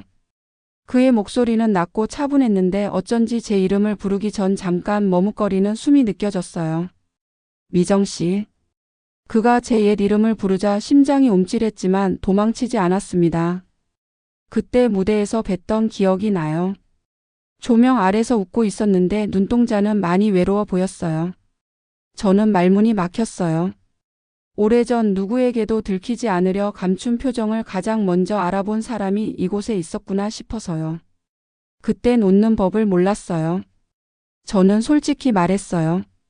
지금은요? 그는 다정하게 물었고 저는 아주 천천히 대답했어요. 연습 중이에요. 우리는 밤마다 라운지에서 몇 마디 말을 더 주고받았어요. 비밀스러운 사이라기엔 너무 느리고 수줍었고 친구라기엔 심장이 너무 자주 흔들렸습니다. 그가 건반 위에서 헤맬 때면 저는 작은 박수로 괜찮아요. 라고 말했고 제가 과거를 한 줌 꺼내 보일 때면 그는 지나간 것은 지나가게 두자. 라고 말해줬어요. 저는 그의 옆에서 그가 내민 말의 손잡이를 붙들고 조금씩 숨을 쉬었습니다. 하지만 실버하우스는 늘 평화를 오래 허락하지 않았어요. 어느 밤 오수임 씨가 라운지 문을 열고 들어왔습니다. 그녀는 우리를 보자마자 어깨를 곧게 세웠어요. 연습 끝났어요. 어조는 평평했지만 눈빛은 살얼음 같았어요. 조금 더 하려고요. 남자가 웃자 그녀는 제게 시선을 옮겼어요. 305호 당신은 오늘 쉬는 게 좋겠는데. 저는 그 말에 피가 거꾸로 솟는 느낌이었어요. 왜요? 여기 밤 규칙 모르세요? 병원 다녀온 사람 옆엔 조용한 사람이 필요해요. 그녀의 말은 규칙을 들먹였지만 표정은 규칙과 먼 방향을 가리키고 있었죠. 저는 처음으로 그녀에게서 시선을 피하지 않았어요. 조용히 할게요. 이미 그럴 생각이었고요. 남자가 둘 사이를 오가며 난감한 미소를 지었고 그날 밤 라운지는 음악보다 긴 침묵으로 가득 찼어요. 그 뒤로 소문이 돌았어요. 누가 먼저 시작했는지도 모르는 말이 복도를 타고 퍼졌죠. 306호가 305 못 들어오게 막는다더라. 라운지에 순번이 있대. 피아노 남자 놓고 다툰대. 저는 그 말들을 외면하려 했지만 귀는 마음과 달리 더 밝아졌고 발걸음은 밤마다 점점 더 무거워졌어요. 어느 날은 남자가 먼저 제 방 앞에 와 살짝 노크했어요. 라운지 같이 갈래요? 문틈 너머로 그의 미소를 보자 마음이 푸근해졌지만 뒤에서 누군가 발소리가 나서 문을 닫아버렸어요. 나는 왜 자꾸 움츠러들지? 왜 자꾸 미리 미안해지지? 다음 날 식당에서 사건이 터졌어요. 전직 교장이 숟가락을 내려놓고 말했어요. 둘이서 밤마다 뭐 하는 거야? 여기 숙소가 호텔이야? 그의 말에 식탁이 싸늘해졌고 누군가 킬킬댔어요. 그 웃음이 비수처럼 꽂혔죠. 오수임 씨가 의자를 당겨 앉으며 말했어요. 밤엔 쉬어야죠. 다른 사람도 있어요. 저는 더 참지 않았어요. 당신이 그 다른 사람의 대표인가 봐요. 식당 공기가 팽팽해졌고 누군가 물컵을 내려놓는 소리가 유난히 크게 들렸어요. 당신이야말로 내 과거로 나를 묶어 세우고 있잖아요. 제 말이 끝나기도 전에 그녀가 웃었어요. 과거? 그 말 여기 있는 사람들 누구에게나 해당돼요. 다만 어떤 사람은 과거를 핑계로 현재를 망치지 않죠. 그때 남자가 조용히 일어나 우리 사이에 섰어요. 그만해요. 그는 제 손을 바라보다가 시선을 거두었어요. 그게 더 아팠어요. 서로 상처만 낼 뿐이에요. 그의 말은 옳았지만 옳다고 해서 고통이 작아지는 건 아니었어요. 저는 그날 밤 침대에 누워 손등을 바라보다 울었어요. 지켜야 할 것도 잃고 싶지 않은 것도 생겼는데 왜 자꾸 더 작아져야 하지? 며칠 뒤 라운지 피아노 덮개 안쪽에서 찢긴 쪽지가 발견됐어요. 반쯤 물에 번진 글씨가 겨우 읽혔죠. 사람을 나눠라. 둘로 셋으로 끝내 한 사람만 남게 하라. 누군가 소리 내어 읽는 동안 방 안의 숨소리들이 하나씩 부서졌어요. 그 말은 기괴했고 소름이 끼쳤고 너무 정확했어요. 우리가 지금 하는 걸 누군가 미리 써놓은 듯 했죠. 그리고 그 순간 저는 서늘하게 깨달았어요. 우리의 분열이 누군가의 목적이구나. 배신과 소문, 삼각관계까지 모두를 도구로 쓰고 있구나. 그럼에도 마음은 말처럼 쉬이 접히지 않았어요. 밤늦게 라운지에서 남자와 둘이 앉았을 때 그는 낮게 말했어요. 저는 수임 씨에게 빚이 있어요. 처음 쓰러졌을 때 누구보다 먼저 달려와 도와준 사람이에요. 저는 고개를 끄덕였어요. 알아요. 그 장면을 봤으니까요. 그리고 미정 씨에겐 제 음악을 계속하게 해준 빚이 있어요. 그가 제 쪽으로 천천히 시선을 돌렸어요. 가슴이 철렁 내려앉았죠. 둘 다 소중해요. 하지만 지금 같은 싸움은 더는 못 보겠어요. 그 순간 제 자존심이 어정쩡하게 흔들렸어요. 사랑을 고르지 않겠다는 말이 사랑을 잃지 않겠다는 말과 같지는 않다는 걸 알면서도 그 말이 차갑게 들렸거든요. 알겠어요. 저는 조용히 대답했어요. 속에선 무언가 구겨졌고 눈물은 도로 삼켰어요. 그날 이후 오수임 씨는 더 노골적으로 저를 밀어냈어요. 공용 세탁실에 제 빨래가 남아있으면 조용히 바닥으로 떨어졌고 식당에서 제자리가 묘하게 사라졌고 복도에서 마주치면 조심해요. 발이 걸리면 다친다. 같은 말을 던졌어요. 친절한 척하지만 친절이 아닌 어조. 저는 발끝을 모으고 천장을 올려다보는 법을 배웠어요. 이 나이에 또 이런 걸 배우게 될 줄이야. 결정적인 날은 장부가 다시 공개되던 오후였어요. 여길 보세요. 오수임 씨가 프린트를 툭 내려놓았죠. 유지보수 비용, 특정 달의 폭증. 모두가 들여다보는 사이 누군가가 말했어요. 업체 대표 황기찬. 공기가 와르르 무너졌고 누군가는 의자를 걷어찼어요. 저는 그 이름을 듣는 순간 머릿속이 하얘졌어요. 오래전 기억이 불쑥 튀어나와 목을 조였어요. 전화를 붙들고 고함치던 목소리, 서류를 내던지던 손, 넌 아무것도 아니야 라는 말. 손끝이 파르르 떨렸고 입술을 깨물다 피맛이 났죠. 밤에 복도를 지나가는데 불 꺼진 라운지 앞에서 낮게 말소리가 났어요. 문틈으로 아주 작게 오수임 씨의 목소리였어요. 그러니까 계획은 바꾸면 안 돼. 사람들은 이미 흔들렸고 마지막만 터뜨리면 제 심장이 냉수에 풍덩 빠진 듯 했어요. 그 옆에 낮은 남자의 목소리가 겹쳤어요. 관리소장이었죠. 난 더는 못해. 다 들킬 거야. 지금 멈추면 당신이 제일 먼저 끝장이에요. 그녀의 어조가 칼날처럼 번뜩였어요. 저는 뒷걸음질 치다 발이 걸려 벽에 부딪혔고 아주 작은 신음이 새어나갔어요. 문 안에서 정막. 저는 숨을 죽였고 발걸음 소리가 가까워졌어요. 들켰다. 순간 몸이 얼었어요. 하지만 문은 열리지 않았고 대신 안쪽에서 덮개가 쓸리는 소리만 났어요. 저는 그 길로 달려 방으로 돌아와 문을 잠갔어요. 심장은 귀 옆에서 북처럼 울렸고 손등에 박힌 먼지까지 보일 만큼 시야가 날카로워졌죠. 다음 날 식당 벽에 가장 큰 글씨에 쪽지가 붙었어요. 가짜는 떠나라. 모두가 받고 모두가 동시에 저를 봤어요. 피아노 남자가 목발을 짚고 앞으로 나와 말했어요. 멈춰요. 그 글씨는 우리의 글씨가 아닙니다. 사람들은 웅성거렸죠. 우리의 글씨가 아니면 누구의 글씨인데? 누가 우리를 이렇게까지. 그때 오수임 씨가 차분하게 말했어요. 진짜 가짜가 누군지는 곧 알게 될 거예요. 그 말은 애매했고 애매한 말은 칼보다 더 깊이 들어왔어요. 저는 입술을 깨물며 그녀를 바라봤어요. 그녀는 흔들림 없이 웃고 있었죠. 밤 창문에 비친 제 얼굴은 낯설었어요. 나는 누구였지? 양미정 그리고 지금의 나. 둘 중 어느 것도 온전히 나라고 말하기 어렵다면 나는 어디서부터 다시 시작해야 할까? 그런데 바로 그때 제 문 아래로 또 종이가 밀려 들어왔어요. 사람은 누구나 두 번째 기회를 갖는다. 다만 어떤 사람은 세 번째를 요구한다. 글씨는 익숙했지만 어딘가 달랐어요. 문장 끝이 떨려 있었고 획이 길게 미끄러졌죠. 저는 그 문장을 손끝으로 더듬다 문득 깨달았어요. 이 글씨 피아노 남자의 손 떨림과 닮았어? 아니야, 아니 설마. 머릿속이 어지러웠어요. 믿고 싶은 마음과 의심이 정면으로 부딪히며 스파크를 튀겼죠. 다음 날 그에게 조심스럽게 물었어요. 어젯밤 어디 있었어요? 그는 미소 지으며 방에 있었죠. 라고 답했지만 미세한 시선의 흔들림이 제 폐부를 찔렀어요.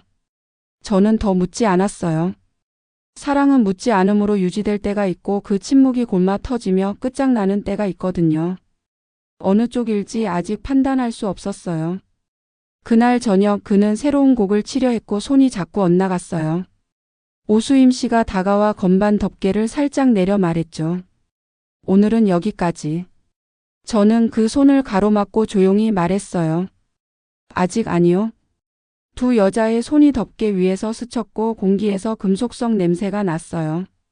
서로의 눈이 부딪히는 순간 뒤에서 누군가 카메라 셔터를 눌렀어요. 증거는 충분해. 낮고 낯선 목소리. 모두가 돌아보자 관리소장이 허둥대며 휴대폰을 내렸죠. 아니 난 그의 휴대폰 화면엔 우리 셋이 얼어붙은 채 서 있는 장면이 고스란히 박혔어요. 그 사진의 의미는 단순했어요. 누가 누구의 편인지 누가 누구의 적인지 다음엔 누가 내쳐질지. 소장은 비명처럼 말했어요. 모두가 나만 욕했지. 그런데 당신들은 그가 더 말하기 전에 오수임 씨가 휴대폰을 빼앗아 바닥에 내리쳤어요. 유리가 산산이 부서졌고 소장은 털썩 주저앉았죠. 그 순간 저는 아주 또렷하게 느꼈어요. 이 집을 무너뜨리는 건 쪽지나 돈이 아니라 우리 각자의 가장 약한 지점이구나. 사랑받고 싶은 마음, 인정받고 싶은 마음, 누군가보다 앞서고 싶은 마음. 그리고 누군가는 그 마음들을 정확히 겨냥해 우리를 서로의 칼로 만들고 있었어요. 밤이 깊어 라운지 불이 꺼지자 저는 혼자 남아 덮개를 올렸어요. 조심스레 도 마이너스 미 마이너스 소를 눌렀는데 손끝이 떨려 음이 번졌어요. 뒤에서 발소리가 났고 누군가 제 곁에 앉았어요. 그는 말없이 왼손으로 하모니를 받쳐줬고 우리는 아주 서툰 화음을 만들었어요. 그 화음은 예쁘지도 반듯하지도 않았지만 이상하게 따뜻했어요. 내가 믿어도 돼요? 제가 묻자 그는 한참을 망설이다가 답했어요. 믿게 해볼게요. 그 말은 약속이었고 동시에 고백이었고 또 한편으로 변명 같았어요. 저는 그 말을 받아들였어요. 지금은 일단은. 하지만 새벽이 오기 전에 또 하나의 종이가 라운지 테이블 위에 놓였어요. 연극은 막이 오를수록 관객이 늘어난다. 커튼콜의 박수는 누가 받을까? 글씨는 처음에 그것과 정확히 같았고 이번엔 문장 밑에 작은 점처럼 찍힌 잉크 얼룩이 있었어요. 저는 얼룩을 손톱으로 살짝 긁다가 알았어요. 이건 급하게 가까운 데서 쓴 거야. 라운지 안 혹은 바로 옆 복도. 우리 곁에 있는 누군가, 아주 가까운 누군가가 여전히 대본을 쓰고 있었어요. 그날 이후 실버하우스에선 매일같이 싸움과 웅성거림이 끊이지 않았습니다. 복도마다 택배 박스와 캐리어가 나뒹굴었고 사람들의 얼굴엔 불안이 깊게 드리워져 있었지요. 그러던 어느 날 관리소장이 마침내 공식 문서를 들고 라운지로 들어왔습니다. 떨리는 손끝에서 종이 서너 장이 흘러내렸고 그는 숨을 크게 고르며 말했습니다. 이 건물 2달 안에 매각됩니다. 그 말은 천둥 소리처럼 울렸습니다. 누군가는 의자에서 벌떡 일어나 그럼 우린 다 내쫓기는 거냐고 라며 소리쳤고 누군가는 얼굴을 감싸 쥐며 그대로 바닥에 주저앉았습니다. 전직 교장은 테이블을 주먹으로 내리치며 고함을 질렀습니다. 내 전 재산을 여기다 넣었는데 이제 와서 나가라고? 내가 이 꼴 당하려고 교장까지 했던 줄 알아. 오수임 씨는 팔짱을 낀 채 고개를 끄덕였습니다. 예상했던 일이에요.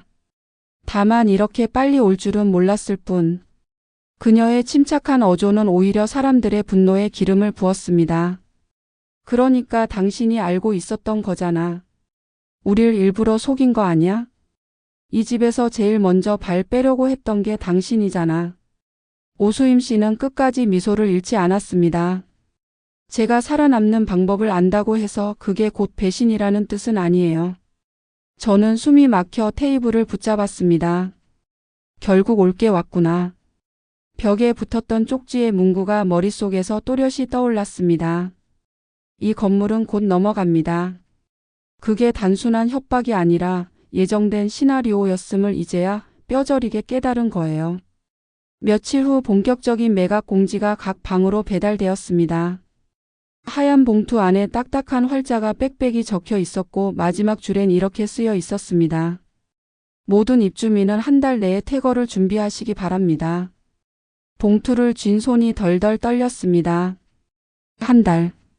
겨우 한 달 안에 우리는 모두 집 없는 사람이 되는 거야. 눈앞이 캄캄해졌습니다. 복도에선 이미 울음소리와 고성이 들렸습니다. 어떤 노부부는 서로를 원망하며 싸우다 그대로 쓰러졌고 어떤 할머니는 두 손을 하늘로 뻗으며 차라리 여기서 죽겠다 라고 울부짖었습니다. 그날 밤 사람들은 다시 라운지에 모였습니다. 피아노는 덮개가 씌워져 있었고 건반 위엔 먼지가 내려앉아 있었습니다. 남자가 힘겹게 목발을 짚고 나와 말했습니다. 우린 아직 쫓겨난 게 아니에요. 방법을 찾아야 해요. 하지만 사람들은 고개를 저었습니다. 이 나이에 무슨 방법이 있어? 우릴 받아줄 데가 어디 있다고 그래. 차라리 남은 돈으로 모텔이라도 옮기자. 분위기는 절망으로 기울어 갔습니다. 저는 그 속에서 일어나 목소리를 높였습니다. 제발 마지막까지 버텨봐요. 우리가 힘을 모으면 무언가 방법이 있을지도 몰라요. 그냥 내쫓기면 우린 정말 아무것도 아니게 돼요. 그러나 제 말은 조롱처럼 돌아왔습니다. 이제 와서 정의로운 척? 당신이 제일 수상했어. 봉투와 쪽지가 다 당신 이름이랑 얽혀 있잖아. 결국 이 집이 망하는 건 당신 때문이야. 가슴이 철렁 무너져 내렸습니다. 심장이 시린 바람 속에 드러난 듯 차갑게 얼어붙었습니다. 그 뒤로 며칠 동안 실버하우스는 말 그대로 전쟁터였습니다. 짐을 싸는 사람, 전화로 울부짖는 사람, 복도에서 서로 머리끄덩이를 잡는 사람까지. 하루에도 몇 번씩 고성과 울음소리가 뒤섞여 건물이 흔들리는 듯 했습니다. 그 와중에 또 한 장의 종이가 붙었습니다. 남은 자는 지옥을 본다. 모두가 그 문구를 보고 넋이 나간 얼굴을 했습니다. 그럼 나가도 죽고 남아도 죽는 거야? 사람들은 중얼거렸습니다. 저는 벽에 붙은 글자를 손끝으로 짚으며 속으로 다짐했습니다. 그래도 나는 남겠다. 이번엔 도망치지 않는다. 끝까지 지켜본다. 며칠 후 또 다른 사건이 터졌습니다. 밤에 정전이 일어난 겁니다. 순식간에 건물 전체가 어둠에 잠겼고 사람들은 비명을 지르며 방에서 뛰쳐나왔습니다. 복도는 손전등 불빛과 휴대폰 불빛으로 아수라장이 되었지요. 그 혼란 속에서 누군가 넘어졌습니다. 어둠 속에서 들린 고통스러운 신음 그리고 피비린내. 불이 다시 켜졌을 때 바닥엔 쓰러진 관리소장이 있었습니다. 그의 손에 쥐어진 쪽지에는 이렇게 쓰여 있었어요. 배신자는 끝났다. 사람들은 비명을 질렀습니다. 누군가는 기절했고 누군가는 울부짖었으며 누군가는 두 손으로 벽을 치며 절규했습니다. 저는 눈앞이 아득해졌습니다. 이제는 정말 돌이킬 수 없는 지점에 왔구나. 그날 밤 저는 창가에 앉아 떨리는 목소리로 혼잣말을 했습니다. 여기서 끝낼 순 없어. 누군가가 원래부터 이걸 계획했어. 우리를 서로 갈라놓고 끝내 집까지 빼앗는 거. 제 눈엔 눈물이 고였지만 속은 서서히 뜨겁게 달아오르고 있었습니다. 더는 당하지 않겠다. 이번에는 내가 움직일 차례다.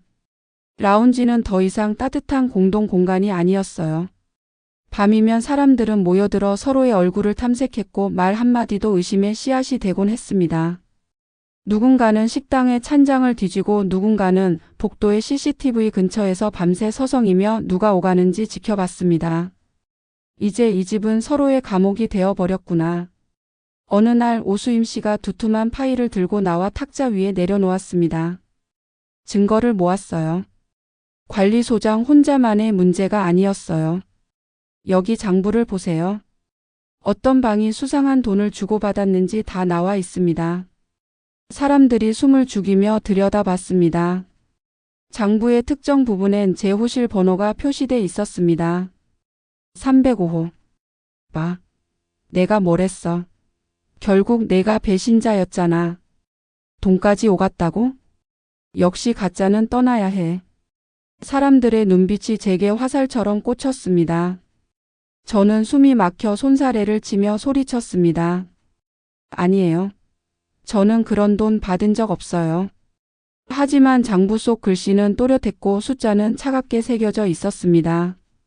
그때 피아노 남자가 앞으로 나섰습니다. 잠깐만요. 이 숫자 앞뒤가 맞지 않아요. 계산이 맞지 않잖아요. 일부러 끼워 넣은 흔적이 있어요.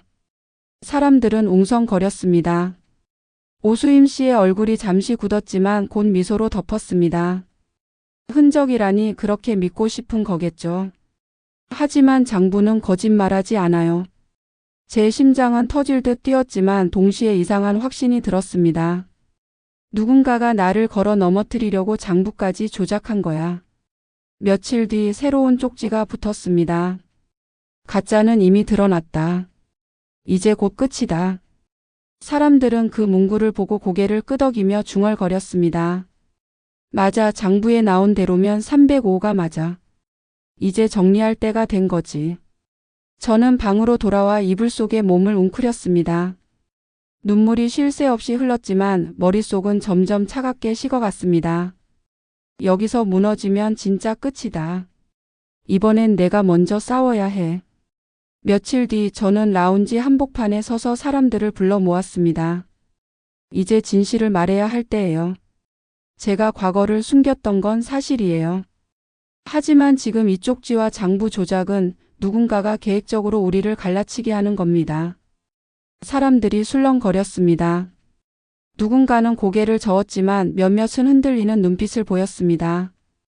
그 순간 피아노 남자가 제 옆에 서서 크게 말했습니다. 저도 봤습니다. 장부는 조작됐어요. 숫자가 맞지 않았어요. 사람들의 시선이 오수임 씨에게 몰렸습니다. 그녀는 여전히 당당한 얼굴로 웃었습니다. 왜 저를 의심하죠? 오히려 저는 늘 사실만 말했는데. 저는 더는 참지 못하고 외쳤습니다. 어젯밤 복도에서 당신이 관리소장과 이야기하는 거 들었어요. 계획은 바꾸면 안 된다고 했죠. 다 들었어요. 사람들의 얼굴이 굳어졌습니다. 오수임 씨의 눈빛이 잠시 흔들렸습니다. 그러나 그녀는 금세 웃으며 말했습니다. 증거 있어요? 그냥 환청 들은 거 아니야? 순간 피아노 남자가 주머니에서 작은 녹음기를 꺼냈습니다. 제가 우연히 녹음했습니다. 버튼을 누르자 라운지의 차갑고 낮은 목소리가 울렸습니다. 계획은 바꾸면 안 돼. 사람들은 이미 흔들렸고 마지막만 터뜨리면 돼. 사람들은 숨을 죽였습니다. 오수임 씨의 얼굴에서 미소가 사라졌습니다. 라운지는 아수라장이 되었습니다. 역시 다 내 짓이었잖아. 우릴 이렇게까지 흔들다니. 사람들이 몰려들자 오수임 씨는 의자를 뒤로 밀치며 소리쳤습니다. 그래요. 제가 했어요. 하지만 나만 그런 건 아니에요. 이 집의 진짜 배신자는 따로 있어요. 그녀의 눈빛은 곧장 제게 향했습니다. 양미정, 당신도 똑같아. 내가 시작한 불은 당신 과거가 없었으면 이렇게 크게 번지지 않았을 거야. 사람들의 시선이 또다시 갈라졌습니다. 누군가는 오수임 씨를 붙잡았고 누군가는 제게서 눈을 떼지 못했습니다. 라운지의 공기는 무겁게 갈라졌고 언제 터질지 모르는 불씨가 사방에 흩뿌려져 있었습니다. 며칠 후 마지막 충격이 터졌습니다. 복도 벽에 붙은 종이에는 단 한 줄이 적혀 있었습니다. 커튼콜은 곧 온다. 그 글씨 밑에는 작은 잉크 얼룩이 찍혀 있었고 저는 그 얼룩을 보자 숨이 멎었습니다. 바로 피아노 남자가 늘 건반 위에서 떨어뜨리던 잉크 자국과 닮아 있었거든요. 심장이 쿵 떨어졌습니다. 설마 지금까지 나를 지켜주던 그가 동시에 우리를 흔들던 사람이었나? 잉크 얼룩을 본 그날 밤 제 심장은 내내 소란스러웠어요. 창가에 앉아 종이를 몇 번이고 뒤집어 보다가 결국 라운지로 내려갔습니다. 불은 꺼져 있었고 피아노 덮개엔 먼지가 얇게 내려앉아 있었어요. 문득 뒤에서 발소리가 났고 그가 조심스럽게 입을 열었어요. 잠이 오질 않더라고요. 저는 그 종이를 내밀며 물었어요. 이거 당신이 쓴 거예요? 그는 한참이나 말이 없었어요. 고개를 끄덕일까 젖을까 어느 쪽도 선택하지 못하는 손이 허공에서 떠 있었어요. 그리고 아주 낮은 목소리로 말했어요. 비슷한 글은 한 번 쓴 적이 있어요. 두 번째 기회라는 말. 그땐 잘해보려고 했는데 내 손이 떨려서 글자가 엉망이 됐어요. 하지만 그 위협하는 문장들 입 다물어라 같은 건 제가 아니었어요. 그의 눈빛이 흔들렸어요. 믿고 싶은 마음과 의심이 서로를 잡아 끌었어요. 저는 물었어요. 왜 그런 글을 썼어요? 그는 창밖 어둠을 보며 중얼거렸어요. 사람들이 서로 미워하기 시작했잖아요. 누군가는 세 번째 기회를 요구한다고 그 말은 사실 나 자신에게 한 말이었어요. 내 삶도 내 음악도 늘 두 번째에서 무너졌거든요. 저는 한숨을 길게 내쉬었어요. 쓰라림이 목을 타고 내려갔지만 그의 떨리는 말끝에서 거짓을 찾을 수는 없었어요.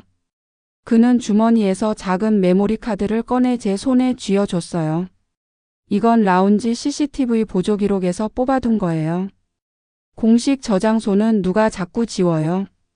그런데 옆 보조 단자에 남아있던 로그가 있어요. 자꾸 밤마다 복도를 오가는 실루엣이 찍혀요. 그리고 오수임 씨가 누군가와 통화하는 목소리도 약하게 녹음됐어요. 저는 놀랐어요. 왜 지금 준 거예요? 그는 어깨를 움츠렸어요. 처음엔 나도 헷갈렸어요.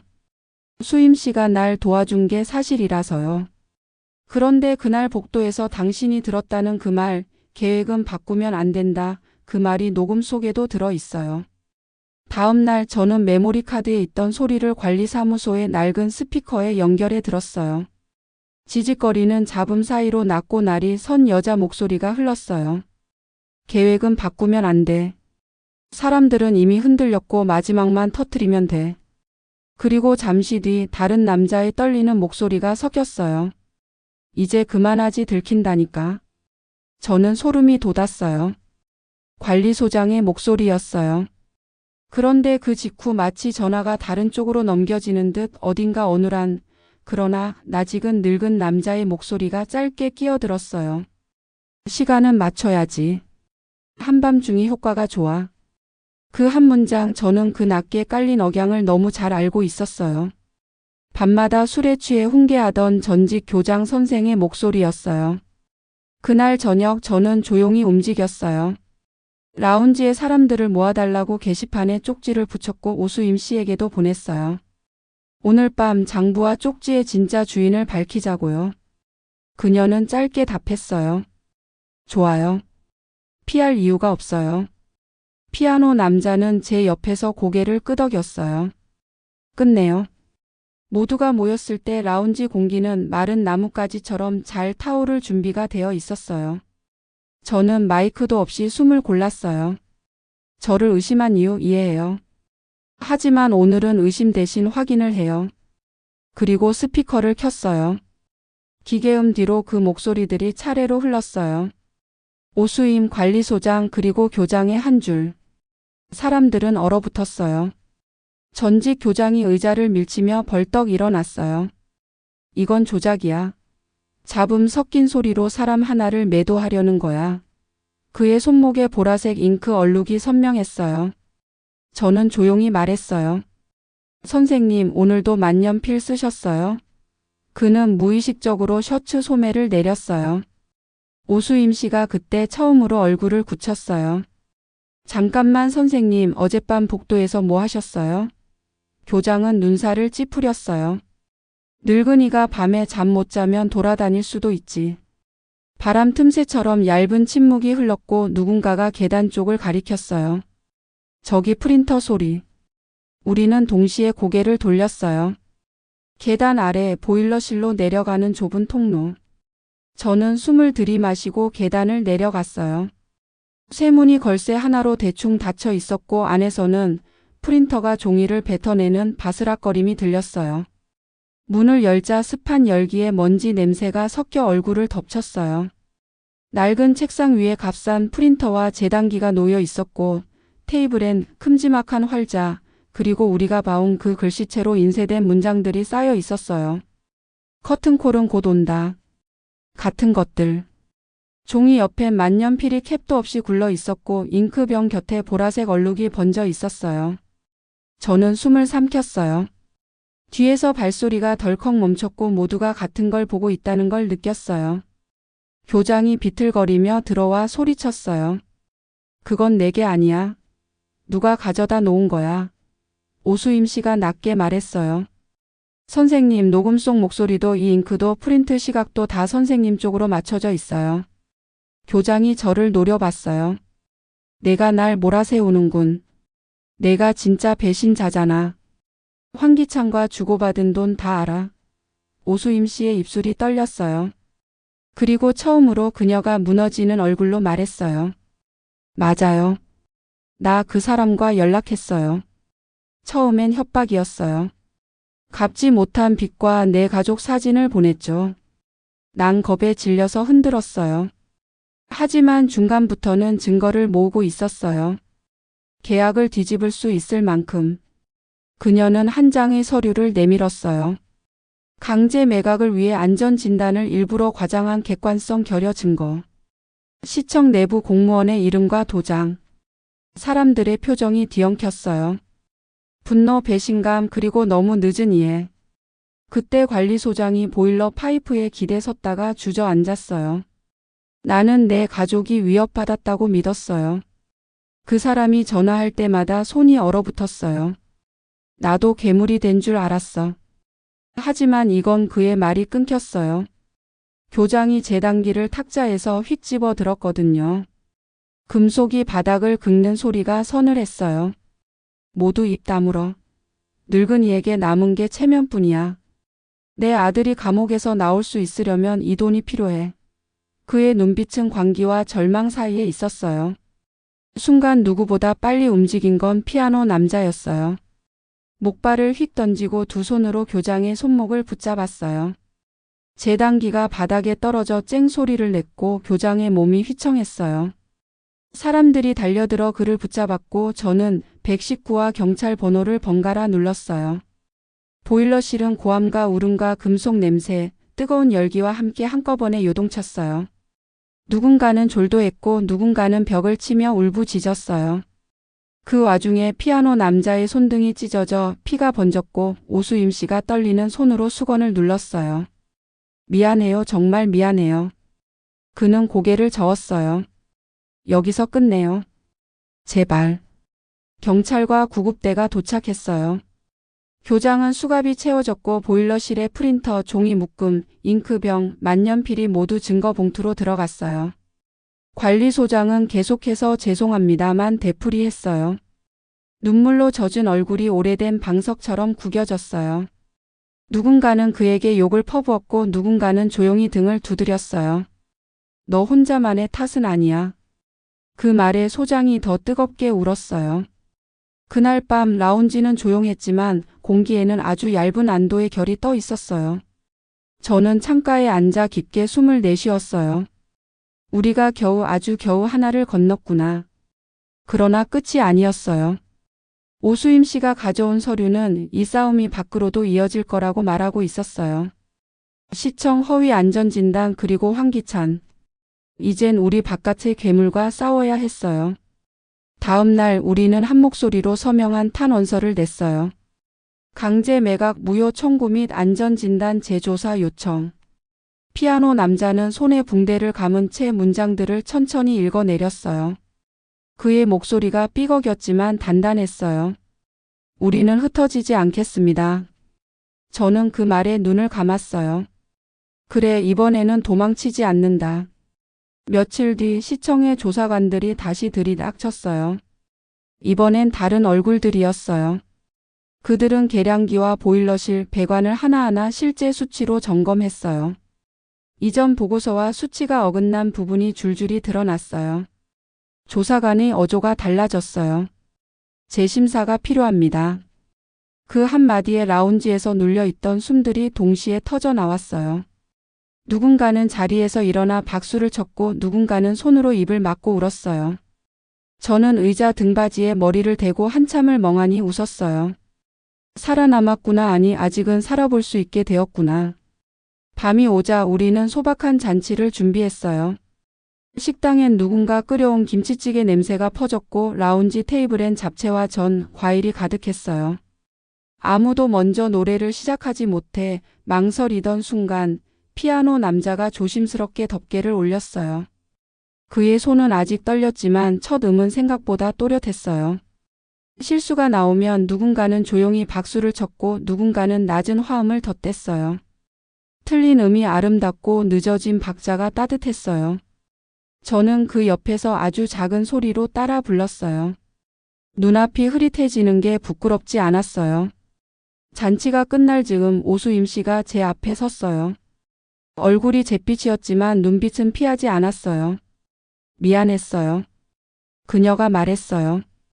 처음부터 잘못 들어섰고 중간에라도 돌이켜야 했는데 늦었어요. 그래도 마지막만큼은 같은 편이고 싶었어요. 저는 고개를 끄덕였어요. 늦은 사과도 사과예요.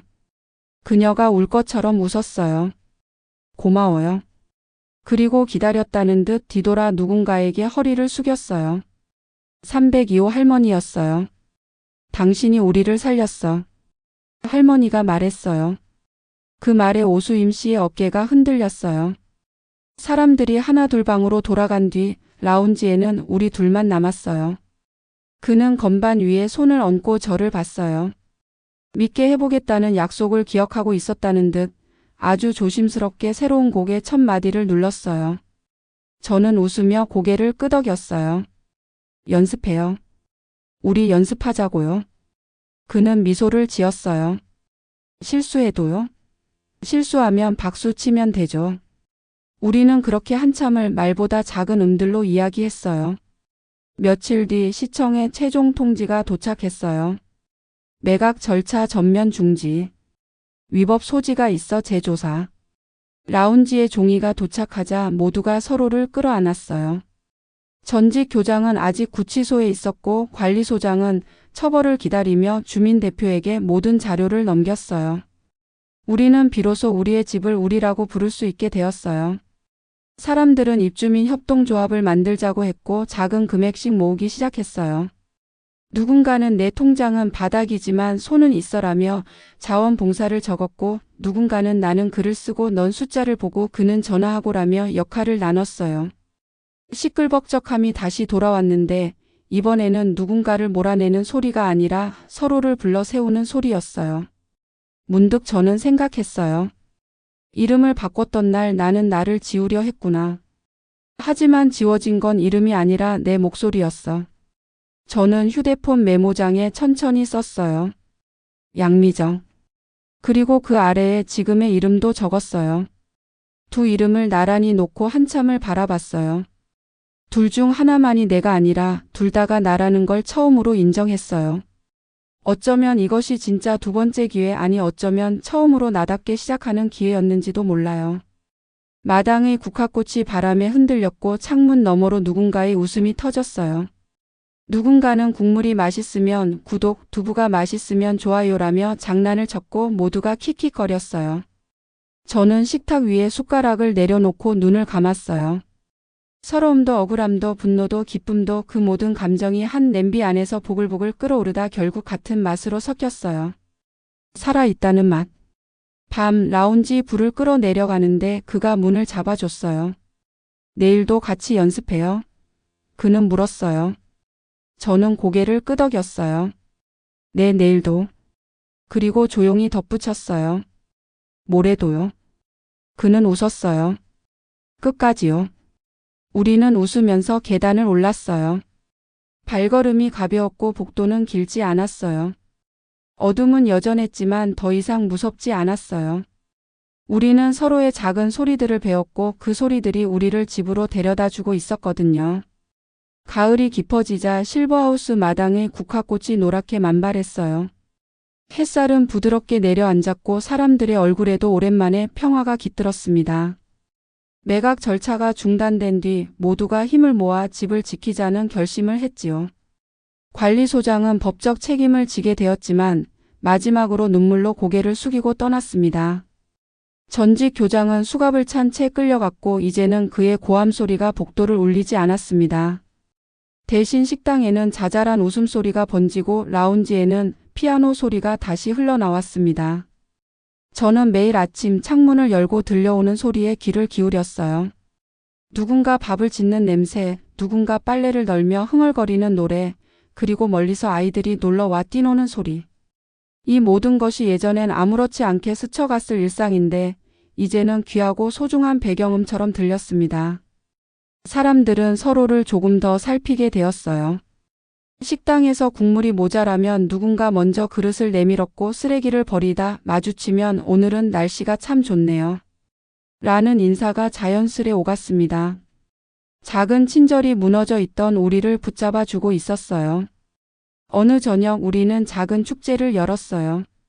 직접 만든 정과 잡채, 소박한 술 한 잔이 테이블을 가득 메웠습니다. 누군가는 종이로 만든 등불을 걸었고 누군가는 낡은 스피커에 음악을 틀었어요. 그리고 피아노 남자가 조용히 덮개를 열었습니다. 그의 손은 여전히 떨렸지만 건반 위에서 흘러나오는 소리는 이제 더 이상 불안하지 않았습니다. 틀린 음도 늦어진 박자도 모두가 박수로 덮어주었어요. 저는 조용히 눈을 감았어요. 오랜 세월 제 마음을 짓눌렀던 서러움과 억울함이 서서히 눈물로 흘러내렸습니다. 하지만 이번 눈물은 달콤했어요. 나는 살아남았다. 나는 여전히 여기 있다. 그날 밤 저는 제 이름을 처음부터 끝까지 또박또박 써 내려갔습니다. 양미정. 그리고 지금의 이름. 두 이름을 나란히 놓고 드디어 두려움 없이 속삭일 수 있었습니다. 이제 둘 다 내가 맞아. 창문 너머로 바람이 불었고 국화 향기가 방 안으로 밀려 들어왔습니다. 저는 깊게 숨을 들이마시며 웃었습니다. 라운지에선 여전히 시끌벅적한 소리가 흘러나왔습니다. 누군가는 내일 반찬은 뭐예요? 라고 물었고 누군가는 구독, 좋아요는 영상 제작에 큰 힘이 됩니다. 라며 농담처럼 외쳤습니다. 모두가 깔깔대며 웃었어요. 저는 그 웃음을 들으며 마음 깊이 다짐했어요. 이 집은 더 이상 나를 감추는 곳이 아니라 내가 살아있는 증거가 되는 곳이다. 그리고 그렇게 실버하우스의 밤은 다시 평온하게 내려앉았습니다. 하지만 이번 평온은 언제 깨질지 모르는 불안의 침묵이 아니라 함께 버텨낸 사람들만이 누릴 수 있는 단단한 고요였어요. 저는 눈을 감고 중얼거렸습니다. 내일도 모레도 우리 다 같이 살아가자.